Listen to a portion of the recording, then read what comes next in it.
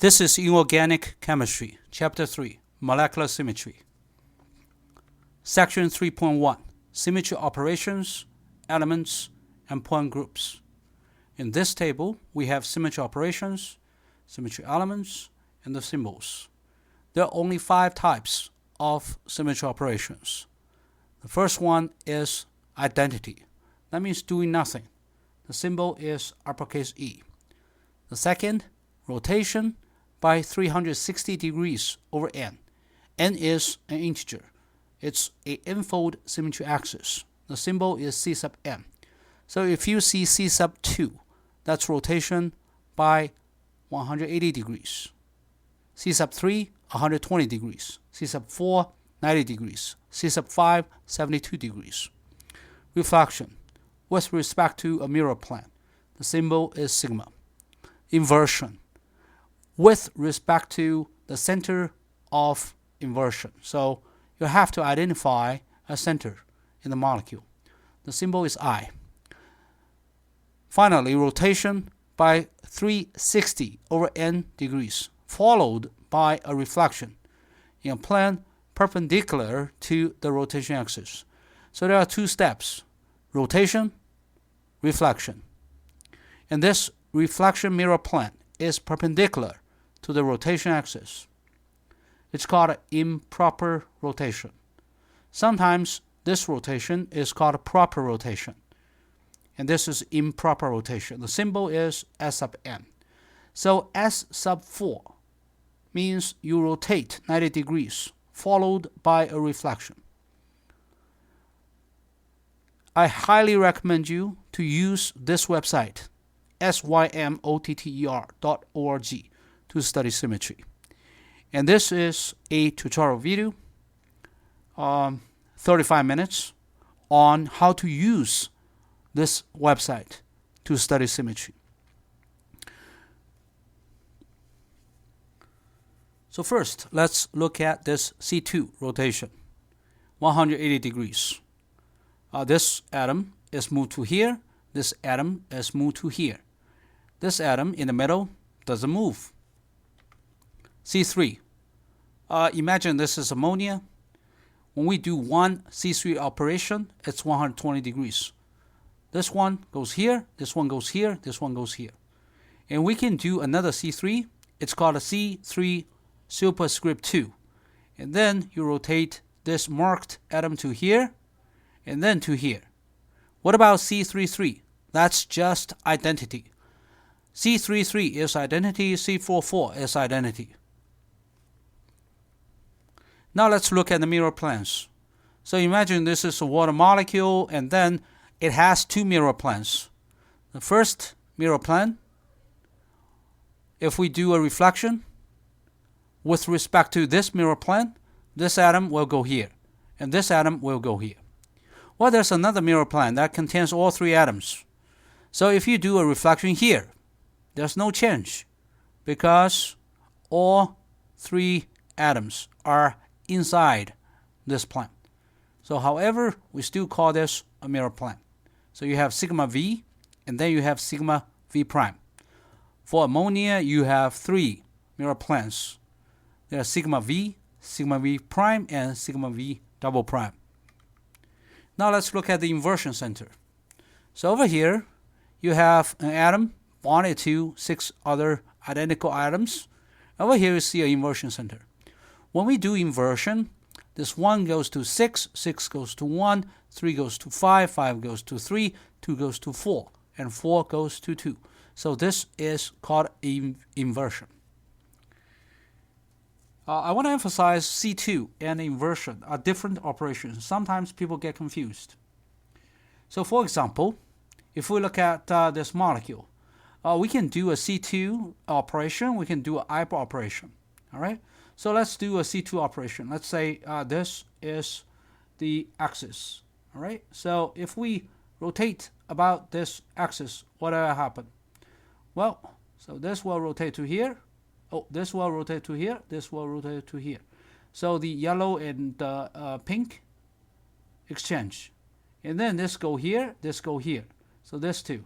The green and blue exchange their positions.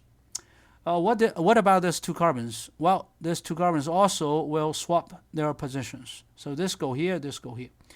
What about the inversion? So if you do inversion, okay, this pink and this green will swap positions. Look, if you draw a line from this pink to this green, the line crosses the inversion center, and same here. All right, same here. So if you do a inversion, the pink will go here, the green will go here. So like in this picture. And similarly, the blue and yellow will swap positions. Mathematically, if you do a C2 rotation, you will change the signs of two of the three XYZ coordinates. So let's say you have the 6 atoms, each has a set of XYZ coordinates. If you rotate about the Z-axis, and then the signs of the X and Y coordinates will change. If you do inversion, all three coordinates will change sign. X becomes negative X, Y becomes negative Y, Z becomes negative Z. So that's the difference. Again, if you do a C2, you will change the sign of two of the three coordinates. If you do inversion, you will change all three coordinates. Now let's look at a more complicated situation. Let's just imagine this atom is bonded to 4 identical atoms. And obviously you have a C2 axis. This C2 axis is perpendicular to the computer screen. So you can rotate this 90 degrees to here, this one to here, this one to here, this one to here. You can do C4 too. That means you do C4 twice. You can do C4 3. You do C4 3 times. That means you rotate this atom 270 degrees. So this atom will go here. This is C41, C42, C43. And how about this atom? This atom will go C41, C42, C43. All right? What about C44? That's identity. And then you probably can see there are two different types of C2 axis. You have this C2 prime versus this C2 double prime. So you have this C2 prime over here. It's perpendicular to this C4. So C4 is perpendicular to the computer screen. And this C2 prime is in the screen. All right. So if you rotate about this C2 prime, these 3 atoms will not move at all because they are in the axis. All right. So you will just swap these 2 positions, this one and this one. Now you have C2 double prime. All right. If you look at this C2 double prime, if you do a rotation about this C2 double prime, now 4 atoms will have to move. These 2 will swap their positions. These 2 will swap their positions. The center atom will stay there. All right. And then you have sigma H, sigma V, and sigma D. All right. That's a little complicated. Now let's look at sigma V and sigma D. Sigma V and sigma D both contain the C4 axis. All right. So imagine this sigma V and sigma D are both perpendicular to your computer screen, and they both contain the C4 principal axis. All right. So what's the difference between sigma V and sigma D? Well, you have this C2 prime here, right? And there's another C2 prime right here. Okay, it's just not drawing here. You have a C2 double prime here. You have another C2 double prime here. So if you look at this C2 prime and the second C2 prime, you will see this sigma D bisect the 2 C2 primes. So this D stands for dihedral, and this V stands for vertical. All right. And then sigma H, H stands for horizontal. And this blue square is the sigma H. So this sigma H mirror plane contains all 5 atoms. If you do a reflection with respect to this sigma H, none of the 5 atoms need to move. But if you do a reflection about this sigma V, okay, these 3 atoms remain in their positions, but these 2 atoms will have to swap their positions. If you do a reflection about sigma D, okay, the center atom remains in its position. However, these 2 will swap position with respect to sigma D. Just imagine this is a mirror, and these 2 are the mirror images. And these 2 will swap their positions with respect to sigma D. So this is a fairly complicated situation that allows me to introduce you to the principal axis, C4. That means the highest order, C sub 4, this 4, is greater than this 2 and this 2. So this is has the highest order. This is the so-called principal rotational axis. And then you have a bunch of C2s. You have 2 C2 prime here and here. And you have C2 double prime here and another C2 double prime. And you have sigma V. That's perpendicular to the computer screen. There's another sigma D, also perpendicular to the computer screen. These two planes, sigma V and sigma D, has an angle of 45 degrees. Now finally, sigma H. Sigma H is your computer screen. This sigma H contains all 5 atoms. So what's the definition of sigma H? Sigma H is the mirror plane, perpendicular to the principal axis. That's sigma H. Finally, let's look at the last symmetry operation, improper rotation. It's a little bit complicated. So let's look at S1. That means you rotate 360 degrees and then reflect. So really it's just a mirror plane. How about S2? You rotate and then reflect. So it's equivalent to inversion. When you rotate, you change the signs of 2 of the 3 variables x, y, z. And then you do a reflect and you change the sign of the 3rd coordinate. So you change x, y, and then you change z. So that's equivalent to doing an inversion. Now let's look at a more complicated situation as 4. So you have to do a rotation first, followed by a reflection. So what are we going to do? So we're going to rotate this molecule about this C4 axis. All right, this is your C4 axis. Actually, you need to rotate this 90 degrees. Okay, so this is pointing towards you. After you rotate this 90 degrees, it's actually on the top position. And also you rotate this green to here. You rotate this pink to here and the blue to here. Again, you are rotating this molecule 90 degrees about this axis. Okay, this axis. You're rotating this 90 degrees. And then you do a reflection. Okay, so this mirror plane is perpendicular to this axis. After you do a mirror plane, this yellow goes here, this green goes here, this pink goes here, this blue goes here. So again, rotation by 90 degrees followed by a reflection. So that's improper rotation.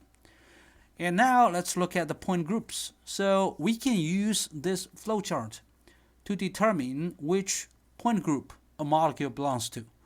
What you really need to do is you just follow the chart. Let's see if a molecule is linear. If it's linear, then it has to be D infinite H or C infinity V. If it has inversion center, then it's D infinity H.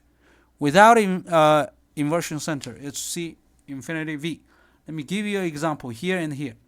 HCl, HCl. Over here, H2, Cl2. All right. Now, if it's not linear, and then we'll look for 2 or more Cn prime with n greater than 2. So that means this n has to be 3 or 4 or 5 or 6, and you need 2 or more of them. All right. If that's the case, you have a highly symmetrical molecule. And then you look for inversion center. If there's no inversion center, it's very likely a tetrahedral structure. For example, CH4. CH4, methane, belongs to the tetrahedral point group. And if you think about CH4, each of the carbon-hydrogen bond is a C3 axis. So you have a total of 4 C3 axes, different ones. All right. And then if there is an inversion center, you look for C5 axis. If there are a bunch of C5 axes, it's called icosaedral. Icosaedral. I-C-O-S-A-H-E-D-R-A-L.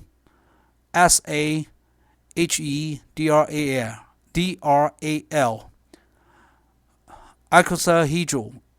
If there's no C5 axis, very likely it's octahedral.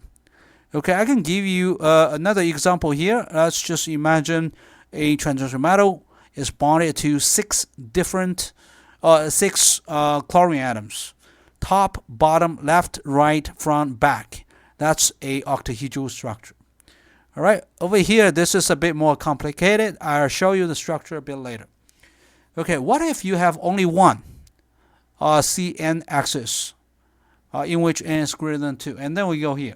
All right, so first, we need to look at Cn. If there's no Cn, if there's no C2, C3, well, and then we go here. If there's a sigma h, the point group is C sub s. If there's no sigma h, there's no mirror plane. And then we look for inversion center. If there is an inversion center, this is C sub I. If there's no mirror plane and there's no inversion center, it's C1. C1 means there's no symmetry elements at all, except for identity. That means doing nothing. CS means mirror plane. CI means inversion center. All right, so what if you have a principal rotational axis? Well, then you have to make a decision here. Do you see any C2 axis perpendicular to this principal axis? If there are, we're going to call them D point group. DNH, DND, DN. So D point group. All right, so if there's no C2 axis perpendicular to Cn, it's going to be C point group or S point group. So let's go this side first. Let's say we have n C2 axis. So if it's C5, then you need to have 5 C2 axis perpendicular to C5. All right, and then if there's a sigma h, a mirror plane perpendicular to this principal axis, it's DNH. One example is benzene. Benzene has a D6H point group. All right, and then if there's no sigma h, you look for sigma d. If there is sigma d that bisects the C2 axis, it's DND. A good example is CH2C, CH2. So again, it's there are 3 carbon atoms, 400 atoms. You have CH2 form a double bond with the middle carbon, and this middle carbon forms another double bond with another CH2. So the left CH2 and the right CH2 are on different planes, and these 2 planes are perpendicular to each other. Now, if there's no sigma h, there's no sigma d, it's DN point group. All right, so now let's go to this side. What if there's no C2 axis perpendicular to Cn? Again, you look for sigma h first. If there's a mirror plane perpendicular to the principal axis, it's CNH. All right, if not, we look for sigma v. Sigma v mirror planes contain the principal axis. If there are sigma v's, you have CMV. One good example is ammonia. Ammonia belongs to C3V point group. Water belongs to C2V point group. All right, so if there's no sigma v, and then we look for S2n. So if you have a, for example, C5 axis, over here you are looking for S10 axis. Can you rotate just this molecule 36 degrees and then followed by a reflection, and then you get the same types of atoms in the same position? If you say yes, it's a S2n point group. If your answer is no, it's a CN point group. I understand it's really dry, it's abstract, so please use simauthor.org to study symmetry. This is a very simple example. This is just water. So water has a C2 axis, so you can rotate this molecule 180 degrees, and this hydrogen will be here, this hydrogen will be here. The oxygen will stay in the middle. And then you have a sigma v, so this is sigma v, and you have a sigma v prime. All right, and this is a notation to present the 3 symmetry elements: C2 axis, sigma v prime. There's also one identity symmetry operation or symmetry element, but it's trivial. Now we have a bunch of other molecules. Let's look at this one first and this one. These 2 are ethane, but this one is staggered. This one is eclipsed. So you can probably see immediately there's a C3 axis over here. You can rotate this 120 degrees. But also you want to understand there's a mirror plane here. There's a mirror plane here. Other than that, actually, there are 3 C2 axes perpendicular to this C3 axis. It's very hard to visualize. Again, use simautor.org to visualize this. It's one of the examples included in that website. All right, so in the end, this is a D3H point group.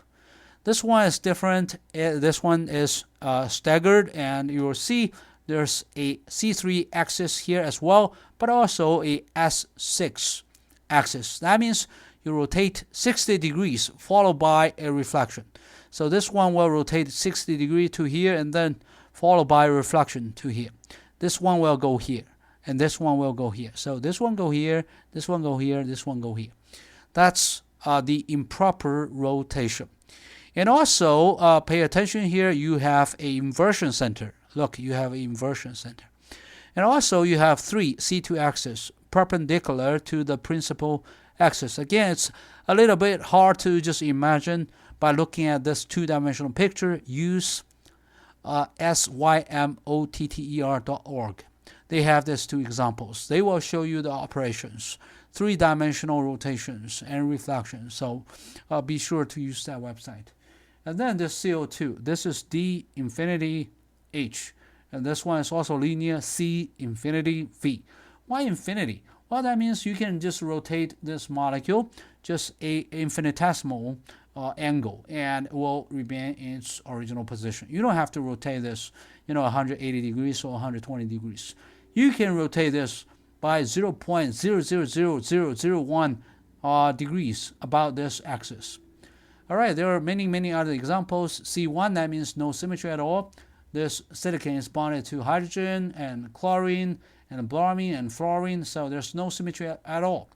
Well, we just say, well, it has only one symmetry element. This is identity E. H2O2, hydrogen peroxide. This one has a C2 axis right here, C2 axis right here. This one, NHF2, it has a symmetry plane that contains this nitrogen atom and this hydrogen atom. All right, so right here, this is SO2Cl2 over here. First, you have a C2 axis over here, and then you have 2 mirror planes that contain this C2 axis. All right, one mirror plane contains this 3 atoms, this triangle. The other mirror plane contains this triangle. All right, water is also C2V point group.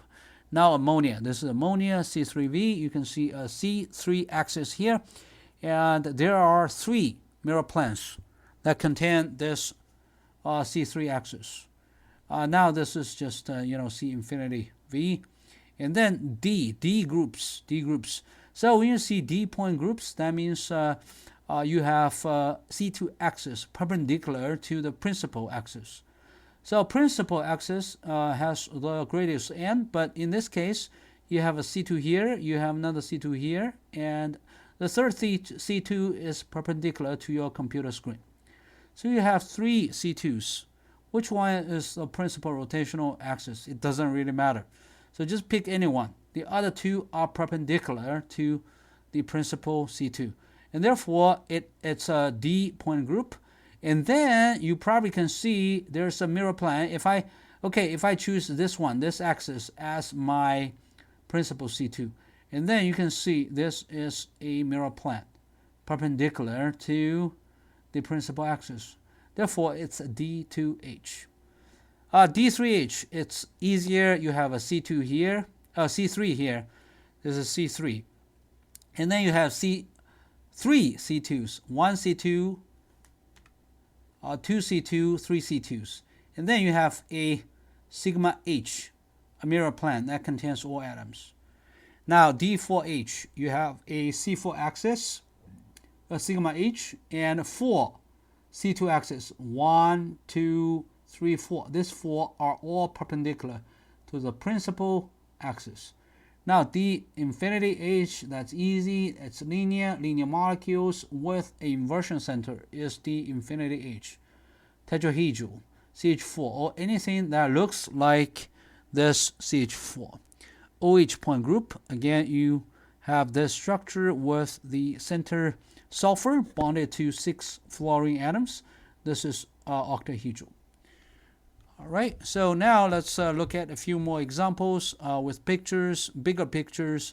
D3H, you are looking at this triangle as the mirror plane perpendicular to the principal C3 axis. And now this one is also planar, and again, the mirror plane contains all 5 atoms. Over here, D3H, if you look at this chlorine, phosphorus, chlorine, this line, this is a C3 axis. And then you have a sigma H here. Sigma H is perpendicular to the principal axis. And also, there are 3 C2 axes perpendicular to the principal axis. So 1, 2, 3. All right, so each C2 axis contains a phosphorus and one of the 3 chlorine atoms. Finally, D4H, look, these 2 red atoms are different from the 4 green atoms. Therefore, you have a C2 axis going through the 2 red atoms and the middle one.